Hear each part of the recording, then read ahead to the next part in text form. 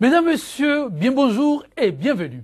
Chaque heure, chaque minute rapproche désormais chaque jour un peu plus de la prétendue période de grâce accordée au chantre de la rupture pour un nouveau départ, Patrice Talon. 100 jours de course à la montre et de grands défis, même les plus improbables. On cite à volonté la très épineuse question de nouveau découpage territorial finalement devenu réalité. Le régime au pouvoir va son chemin avec diverses fortunes, mais toujours plein d'enthousiasme, de détermination et de grands rêves pour ses concitoyens, a signalé le garde des Sceaux, ministre de la Justice, Joseph Diogbenou, dans un exercice de débat à cœur ouvert avec la presse locale. Les promesses électorales ne sont pas rangées au placard. La liberté d'expression ne sera pas sacrifiée, pas plus que ne seront entretenus des rapports incestueux entre le judiciaire et l'exécutif. Pas d'émission possible dans des décisions de justice, a pratiquement martelé le garde des Sceaux. Gouvernance sous le nouveau départ, l'envol toujours prometteur, une question sur bien des lèvres et qui constituera le nœud gordien de ce deuxième numéro de votre émission 100% Bénin pour le compte de cette semaine. Mais avant que la parole ne soit adressée aux invités, le point de l'actualité vu par les journaux dans leur parution du jour, la revue des titres. Je me retourne vers Kodjovi Ametonou qui, comme hier, a parcouru pour nous la une des quotidiens béninois dans leur parution du jour. Kodjovi Ametonou, bonjour. Bonjour Joël Yetoji. L'actualité diversement appréciée à la une ce matin et la moisson aussi maigre comme chaque mardi depuis peu. Mardi, jeudi, c'est les jours où la presse connaît vraiment cette, en tout cas, ce que vous appelez moisson maigre. Mais de toutes les façons, les quelques rares quotidiens qui continuent donc de tenir la route, apprécient également l'actualité à leur manière. Comme vous l'avez dit, c'est pêle-mêle, les titres sont à la une, mais il ne faut pas laisser tomber donc ce faible taux enregistré au niveau des résultats scolaires. Ça continue donc de préoccuper les quotidiens et dans leur parution du jour, ils en ont également fait cas. Le déroulé avec vous. Merci beaucoup Joël Yetoji. On démarre donc avec le quotidien La Guérite qui met en manchette faible taux de réussite aux examens de fin de l'année, à qui incombe véritablement la responsabilité. Photo à l'appui, le président Patrice Talon et Thomas Boni Yahi. La nouvelle tribune. Nomination d'un nouveau directeur de la pharmacie, des médicaments et des explorations diagnostiques. Grogne et déception dans le rang des professionnels de la pharmacie. Talon a été mal conseillé. Crise à la Fédération béninoise de football. Mandat d'arrêt contre les membres du CONOR et du bureau Anjorin. Et puis Joseph Diogbenou, président de la commission des réformes politiques sur l'ORTB. Talon ne cherchait pas un consensus sur le mandat unique, fait constater donc le journal La Nouvelle Tribune. Le projecteur Assemblée nationale, fin de la polémique autour du matériel de sonorisation. Et puis, pour non-respect d'une décision de justice, mandat d'arrêt contre les membres du bureau exécutif de FBF et du CONOR. L'économiste accès à l'Internet en Afrique, le Bénin au bas de l'échelle et puis enseignement primaire et secondaire. Bientôt le recrutement de 10 000 enseignants. Nord-Sud quotidien, Assemblée nationale, bilan de la première session ordinaire. Et puis après le hold-up à la FBF, mandat d'arrêt contre Anjorin, Paraíso et compagnie. Et puis Conseil de l'entente, un plaidoyer pour une force régionale de lutte contre le terrorisme. Nouvelle expression, 3 mois de régime Talon. Le gouvernement a semé les germes de l'espérance d'ici. Maître Joseph Diogbenou, garde des Sceaux et puis dossier énergie électrique au Bénin. Les factures trop salées, la SB2E, prisonnière des fournisseurs extérieurs. Joël Yetoji, ce sera donc pour le compte de ce mardi, ce que nous avons pu glaner pour la une des canards. Maigre la moisson, mais riche tout de même. Quand je viens maintenant, merci. Place à présent au débat matinal consacré à l'analyse de l'actualité nationale. Ce sera juste après cette bande-annonce. Sika TV fait désormais escale dans chacun des pays africains. Escale numéro 1, le Bénin.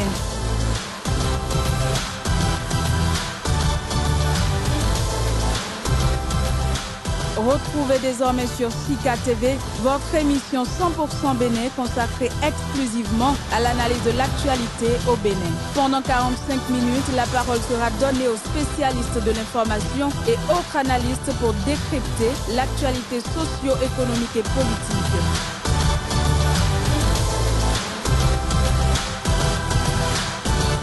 « 100% Bénin, c'est du lundi au vendredi sur Sika, le vrai visage de l'actualité en Afrique.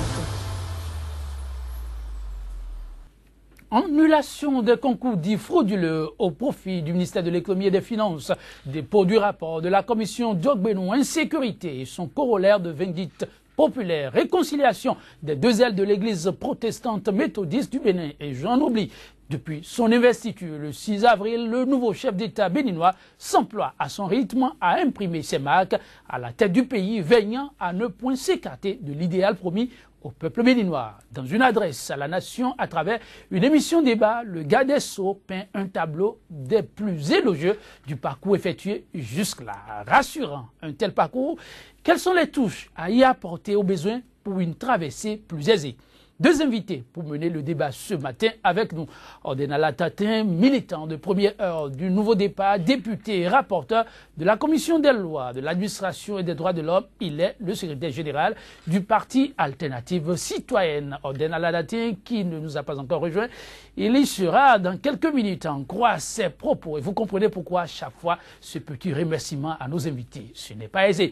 En face de lui, on a un analyste politique et expert en gouvernance, puisque c'est de gouvernance qui sera question. Il a nom Francis Laleye, lui nous a rejoint, vous le constatez. Francis Laleye, bonjour. Bonjour. Merci de répondre à notre invitation. Il n'y a pas de quoi. En attendant, nous allons démarrer le débat et ce sera en compagnie de notre confrère Kodovi Ametonou. Kodovi, bonjour. Oui, bonjour Joël, il est dit le temps que Ordenala Dati, l'honorable député à l'Assemblée nationale, nous rejoigne effectivement. Tout à fait et merci bien. Entrave à exécution de justice, il n'en a jamais été question. Il n'en sera point question sous le mandat du régime au pouvoir. Juste une interprétation alambiquée des faits incriminés, semble dire le garde des Sceaux, Francis Laleye. Vous avez suivi sans doute le garde des Sceaux et vous avez aussi suivi cette actualité qui a agité l'opinion publique sur un certain nombre de décisions. Je dirais 50-50. J'ai 50-50. suivi l'actualité, mais je n'ai malheureusement pas pu suivre le garde des Sceaux hier. Oui. Ouais. Sur la question, est-ce qu'on peut dire vraiment, avec un peu de recul, pour l'analyse politique que vous êtes, qu'à un moment donné, il semble y avoir... Non, je crois que c'est le moins qu'on puisse dire. Le moins qu'on puisse dire. C'est le moins qu'on puisse dire. Il faut espérer que... Bon, je crois que le gouvernement lui-même a vu les réactions. Il est composé d'hommes fort intelligents. Et donc, s'il a vu les réactions, j'imagine qu'il a pris la bonne mesure de ce qui a été fait. Et donc, ça pourra être réparé, je pense. Mais c'est clair qu'à ce moment-là, il y a eu quand même quelques problèmes. C'est le moins qu'on puisse dire. C'est le moins qu'on puisse dire. Oui, Kodovi Ametonou. Oui, je ne crois pas que j'irai dans le sens contraire de l'analyse de M. Laleye, parce que si aujourd'hui on en est arrivé par exemple à l'émission d'un mandat d'arrêt contre Anjorin, Paraïso et compagnie dans le cadre de cette décision de justice rendue mais qui n'a pas été respectée dans la tenue de l'Assemblée générale de la Fédération béninoise de football, c'est ce qui a eu mal donné. Et si le gouvernement trouve quand même des situations atténuantes à sa participation, parce qu'à un moment donné il a été cité comme ayant pris fait et cause pour la tenue de cette Assemblée générale élective à la Fédération béninoise de football. Mais si aujourd'hui le garde des Sceaux exprime son point de vue sur la question et estime à un moment donné que le gouvernement n'a pas violé la décision de justice, on attend de voir, parce que le dossier est relancé de plus belle. Le dossier effectivement est relancé de plus belle, mais sur cette question, est-ce qu'on ne peut pas dire que c'est au fait une façon de prêter intention au gouvernement, parce que sa parole compte aussi, et c'est le garde des Sceaux qui parle. Non, personne ne dit le contraire, mais il y a des faits. On observe ce qui se passe, on observe les réactions des uns des autres, et puis bon, à partir de ce moment-là, on essaye d'apprécier. Voilà. Bien entendu, on n'est pas dans le secret des dieux, mais on est bien obligé de s'en tenir aux faits. Et les faits ne vont pas dans le sens de ce qui a été dit, malheureusement. Mais on peut toujours rattraper, et j'espère que ça va être le cas. Et j'espère surtout que ça va servir qu'à l'avenir, on n'ait plus ce genre de situation, je dirais, équivoque. où on soit amené à douter de la parole des uns ou des autres. Douter de la parole des uns et des autres. Le sujet a retenu l'attention de plus d'un et aussi celle des élus du peuple. Et dans ce studio, comme nous l'avons annoncé, nous a rejoint tout à l'heure le député secrétaire général du Parti Alternative Citoyenne, Orden Aladati, déjà confortablement installé. Orden Aladati, bonjour. Bonjour, chers amis, chers téléspectateurs. Bonjour. Merci vraiment de répondre à notre invitation. Merci. Et au Parlement, comment ça se passe? Très bien. Nous avons clôturé la première session ordinaire. Voilà, nous avons 2 jours de break et jeudi, nous allons ouvrir une session extraordinaire. Et déjà, nous abusons de ce moment de break. Ouais, non, vous n'en abusez pas. C'est avec plaisir que j'ai répondu à votre invitation. Alors, donc, quand on s'est parlé hier soir, vous savez, je vous ai dit, c'était pas très évident de quitter chez moi. Alors, bon, heureusement, on connaît la voie. On a dû prendre des détours pour quand même pouvoir honorer. C'est des questions de développement qui se posent à nous. On ne peut pas continuer à avoir une circulation de cette densité. Il faut qu'on y apporte des solutions. Certainement que déjà la lettre viendra de l'Assemblée, pourquoi pas? Bon, c'est le gouvernement va le faire. De toutes les façons, le gouvernement y pense. Les gouvernements y ont pensé, bien, il faut pouvoir accéder à la réalisation de cette œuvre-là. C'est salutaire, c'est une œuvre de développement. Polémique autour de prétendues entraves à l'exécution de décisions de justice. J'imagine vous avez aussi suivi un peu, peut-être très loin, depuis le Parlement, mais vous avez suivi aussi. Quelle lecture avez-vous eu à faire de cette interprétation qui a été faite par rapport à un certain nombre de décisions prises? Ouais, bon, de ma position, je suis pas juge, hein, je suis pas au gouvernement, mais je suis au cœur du peuple. Alors, ce que je pense, c'est que les populations, ou du moins un camp, a voulu quand même que par des actes très forts et par des présences très fortes, le gouvernement puisse prendre position. Je pense que c'était très délicat. L'objet même du contentieux, c'est le foot. Et quand j'ai lu, moi, le règlement, les statuts de la fédération, qui dispose au bien de la FIFA, hein, qui dispose que donc à l'occasion des différends qui pourraient survenir donc dans le cours des choses, donc dans la matière de foot, que les juridictions même des pays ne sauraient prendre parti. C'est très choquant, c'est très choquant. Mais que voulons-nous, nous y accédons ou non? La question qui s'est posée en un moment par rapport aux citoyens là-bas, c'est de savoir